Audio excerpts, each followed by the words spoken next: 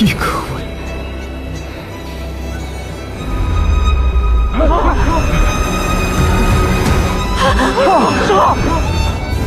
哥！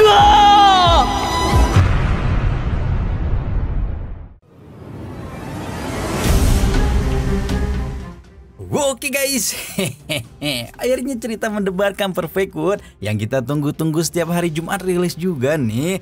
Pada episode sebelumnya diceritakan bagaimana karakter utama Xiao tengah dalam kondisi sakit parah akibat pertarungan menakutkan untuk menaklukkan 7 dewa dari alam atas. Menurut Pak Dr. Tabib Zhang Zong, satu-satunya obat yang bisa menyembuhkan luka Xiao adalah tulang immortal yang ada di tubuh adiknya Jin Hao. Lalu di episode ke-111 yang akan kita bahas kali ini, kesedihan bakal melanda semua orang karena Xiao tidak mampu diselamatkan. Waduh, gimana tuh cerita selengkapnya? Pokoknya siapin tisu sekarang juga ya, takutnya kalau nggak bisa nahan air mata gara-gara Xiao tiada nih. Oke, tanpa perlu lama-lama langsung aja kita terobos. Hui.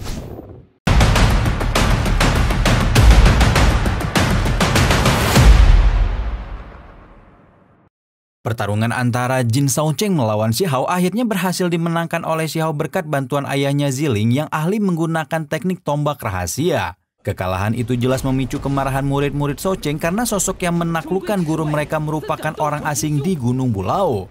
Meski begitu, Ziling tidak peduli dengan pembunuhan yang baru saja dilakukannya lantaran ia tak ingin melihat anaknya semakin terluka. Akibatnya murid-murid Shaocheng bersama Nenek Putih bersiap melakukan pengeroyokan terhadap Ziling meski pada akhirnya mampu disingkirkan dengan begitu mudah.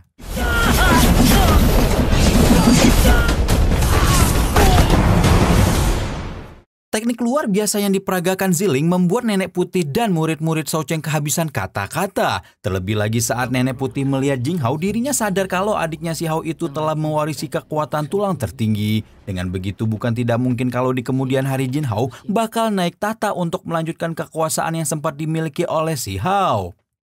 Gunung Bulao yang sempat dikuasai Shaocheng diprediksi pula akan dimiliki Jin Hao dengan kekuatan tulangnya yang abadi. Oleh sebab itulah Nenek Putih enggan melanjutkan keributan malam itu menghadapi Xiao dan keluarganya.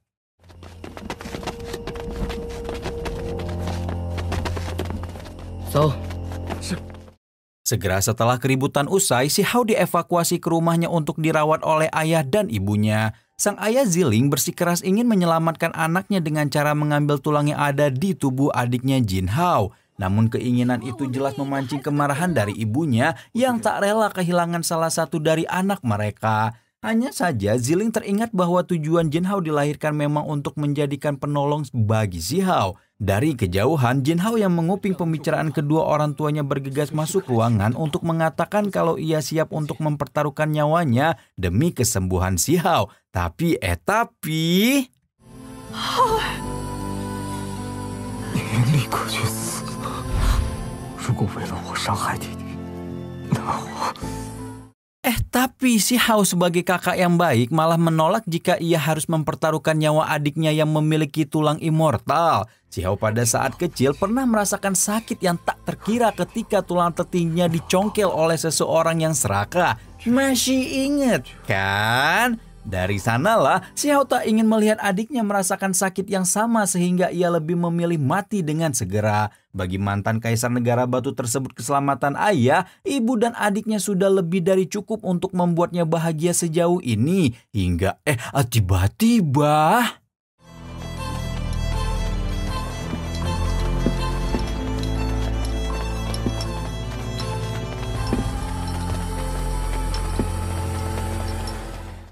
Tiba-tiba saja rombongan sahabat dari desa batu yang dipimpin oleh kakek patriark datang memecah keheningan malam. Kesedihan yang dirasakan keluarga Xiao segera terhenti ketika ia sedikit terhibur lantaran orang-orang terdekatnya memberi support yang luar biasa. Dalam keadaan terbaring lemah akibat luka serius, Xiao mendapat sedikit nasihat dari kakek patriark bahwa ia tetap harus bertahan apapun yang terjadi. Alhasil secercah harapan untuk melanjutkan kehidupan tumbuh dalam benak Xiao asalkan ia dibawa pulang terlebih dahulu ke desa batu. Singkat cerita, setelah si Hao dibawa pulang ke desa batu tempat ia dibesarkan, pendekar yang tak terkalahkan itu mulai sembuh dari cederanya. Dan dari kejauhan, sesosok wanita misterius menyaksikan proses pemulihan si Hao yang cukup sulit untuk dilakukan.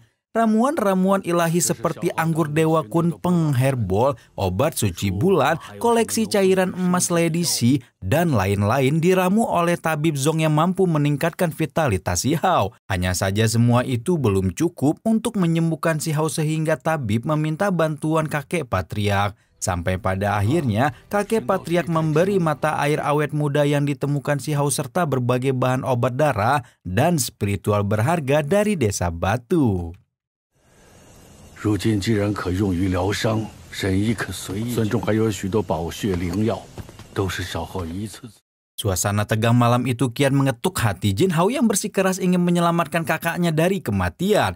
Jin Hao merasa sang kakak sudah sangat luar biasa karena mampu melindungi keluarga sejak kecil. Padahal di usia yang sama, Jin Hao masih menjadi bocil unyu-unyu yang dimanja oleh kedua orang tuanya tanpa harus susah payah berjuang. Di sisi lain, Yining ternyata diam-diam mencari bahan obat yang bisa digunakan untuk menolong si Hao tanpa harus mengorbankan nyawa anaknya. Wanita hebat tersebut ternyata menemui Little Bird dan Ling Er untuk mendapatkan 2 keping obat mujarab. Ling Er yang merelakan kepingan harta miliknya yakin bakal mendapat ganti yang jauh lebih baik berupa metode 5 elemen nirvana. Ya, seperti konsep sedekah hari Jumat gitulah ya. 多谢两位了，我这就去交给浩儿。 Beberapa saat kemudian, Tabib Zong berkumpul di tengah malam bersama dengan keluarga si Hao dan orang-orang terdekatnya. Memang menurut Tabib, kesehatan si Hao telah banyak mengalami perkembangan. Akan tetapi darah tertinggi yang ada di tubuhnya telah terkuras banyak sehingga sulit untuk diselamatkan. Bahkan jika saat itu diberi tulang immortal dari Jin Hao, Tabib Zong ragu akan kesembuhan si Hao lantaran sudah terlambat untuk dilakukan. Penjelasan dari tabib itulah yang membuat ibunya menjadi sangat terpukul. Keesokan paginya, si Hao benar-benar sudah putus asa dalam proses pencarian kesembuhan. Dia lantas mengajak adiknya Jin Hao untuk ketemuan di sebuah taman karena ingin membicarakan sesuatu yang sangat penting dan rahasia. Ternyata si Hao mewariskan teknik kunpeng kepada adiknya sebelum ia pergi untuk selama-lamanya. Dalam benak si Hao, semua akan percuma jika ia masih menyimpan kekuatan tetapi tidak bisa melindungi desa batu dan kedua orang tuanya. Maka dari itu ia memberikan teknik kumpeng yang kuno dan ajaib agar Jin Hao bisa melindungi orang-orang tercinta dari segala mara bahaya. Jadi si Hao nggak mau kalau ketika ia wafat kekuatannya seperti teknik kunpeng dan tulang tertinggi ikutan lenyap. Oleh sebab itu si Hao bersedia membantu sang adik untuk menyerap seluruh kekuatan sejati yang sudah dilengkapi dengan beberapa potong tulang dewa dan tulang abadi. Pernyataan si Hao itu pun menjadikan air mata Jin Hao menetes deras karena pengorbanan yang ia tawarkan ditolak oleh sang kakak. Bahkan Jin Hao mengira kalau si Hao membencinya meski pada akhirnya si Hao menegaskan bahwa ia tidak membenci adiknya. 父亲，兄弟，我为何恨你？ Ya, proses penyerahan tulang tertinggi si Hao kepada Jin Hao memancing semua orang yang penasaran untuk datang ke taman itu. Si Hao berharap ayah dan ibunya tidak perlu bersedih karena pilihan yang dia ambil sudah dipikirkan matang-matang. Mungkin si Hao sudah sholat istikharah kali ya. Dan setelah si Hao memusatkan seluruh energi di sekelilingnya, kekuatan besar menyembul ke udara disusul beberapa burung vermilion yang menjadi saksi pemindahan tulang tertinggi. Si Hao memang merasakan sakit yang luar biasa tatkala mengambil tulang tertinggi meski pada akhirnya... Gege!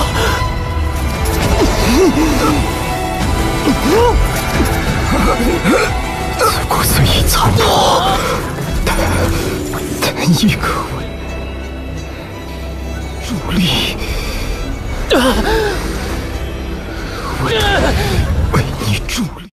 Akhirnya tulang tertinggi yang selama ini membuat si Hao sangat kuat diberikan kepada Jin Hao yang mendapat tugas untuk melindungi desa batu. Untungnya Jin Hao memiliki darah yang mirip dengan kakaknya sehingga ia bisa menerima tulang tertinggi tanpa merasa terlalu sakit. Sesaat kemudian Xiao berpesan kepada Jin Hao bahwa di kemudian hari ia boleh menggunakan kekuatan tulang tersebut untuk menuju suatu ranah yang tidak terkalahkan. Hingga tiba-tiba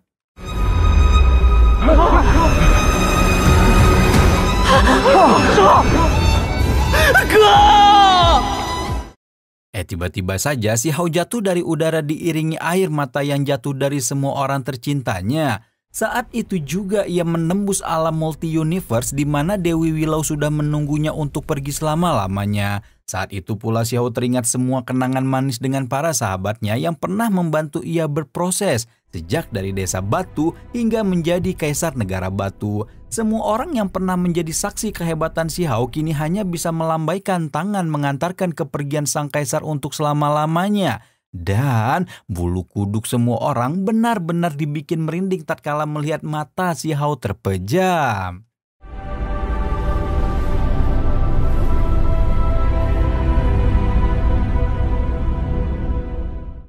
Kematian Xiao yang menjadikannya jadi sosok multi-universe membuat Dewi Willow di alam lain mengukir sebuah batu nisan ilahi. Sementara itu di alam nyata, Ziling, Yining, Jin Hao hanya bisa meratapi kesedihan melihat Xiao tergeletak di bawah hujan salju yang dingin menusuk hingga ke ulu hati. Ziling berkata bahwa ia harus melanjutkan perjuangan anaknya untuk menaklukkan alam atas agar tidak ada lagi kekacauan yang berupa di kemudian hari. Akan tetapi keinginan Ziling tersebut ditolak mentah-mentah oleh Yining yang tetap ingin tinggal di desa batu menemani jasad Xiao. 终有一日，可以杀灭那些传承，为浩儿讨一个让曾被磨灭的桀骜重新燃烧。我却要去上界。 Hanya keadilan atas kematian Xiao yang menjadi pelecut semangat Ziling untuk nekat pergi ke alam atas. Dia berjanji akan kembali berkultivasi demi meraih kekuatan sehingga bisa mendapatkan keadilan. Di sisi lain kesedihan mendalam juga turut dirasakan oleh kakek patriark yang mengenang kisah hidup Xiao sejak kecil. Dalam ingatannya Xiao yang dulu lemah dan hampir mati telah berhasil menjelma jadi orang yang luar biasa berkat kerja keras dan bakatnya. 我真不该答应啊！ 大山外面有什么？我想去看一看。 Kini semua telah terjadi dan hanya menyisakan rasa penyesalan dalam diri kakek patriark karena telah memberi izin kepada Xiao untuk berpetualang. Beberapa waktu kemudian setelah musim dingin usai, dua anak muda dari desa Batu Tengah berbicara dengan jasad Xiao untuk mengabarkan tentang keberadaan Ziling dan Yining yang pergi ke alam atas. Keduanya merasa terpukul karena Xiao alias Xiao Hao telah tiada sehingga sulit untuk menemukan sosok pengganti yang jauh lebih hebat. Tidak berselang lama, obrolan dua anak muda tersebut sedikit terganggu ketika gerombolan bocil datang menghampirinya. Akan tetapi anak-anak polos itu malah kena marah dan minta untuk mencabuti rumput yang ada di sekitar mayat Xiao. Mendapat perintah nyabutin rumput, tentu saja para bocil menolak karena sebenarnya mereka hanya ingin berlatih kultivasi. Dan setelah mereka mencabut-cabut terus bulu itu, bulu lagi, kok jadi bulu sih Bambang? Rumput-rumput tersebut terus tumbuh dan tak ada habis-habisnya.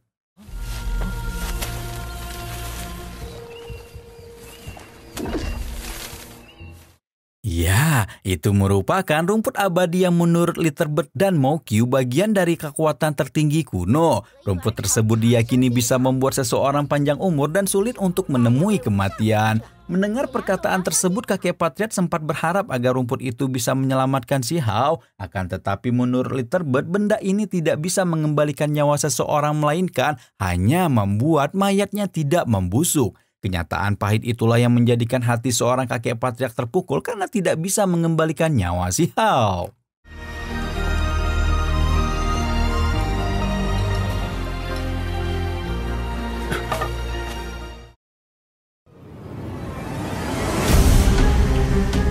Sumpah sih, kalian nonton aslinya deh. Ini episode sedih bet asli deh, parah ya. Cuman kalau misal kematian Xiao sih nggak mungkin dong kan. Namanya juga Xiao, masa mati semudah itu sih guys.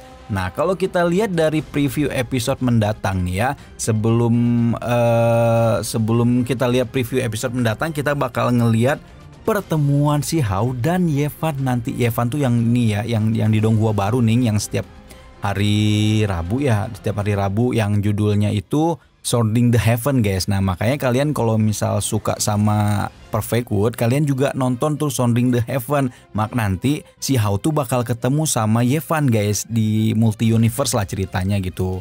Nah di minggu depan kita bakal ngelihat si Hao itu bakal hidup lagi dan dia akan benar-benar baku hantam lagi guys. Waduh, Perfect World tiada hari tanpa baku hantam ya. Udah mah efeknya makin keren, ceritanya makin keren, tiada hari tanpa baku. Udahlah the best lah pokoknya mah ya.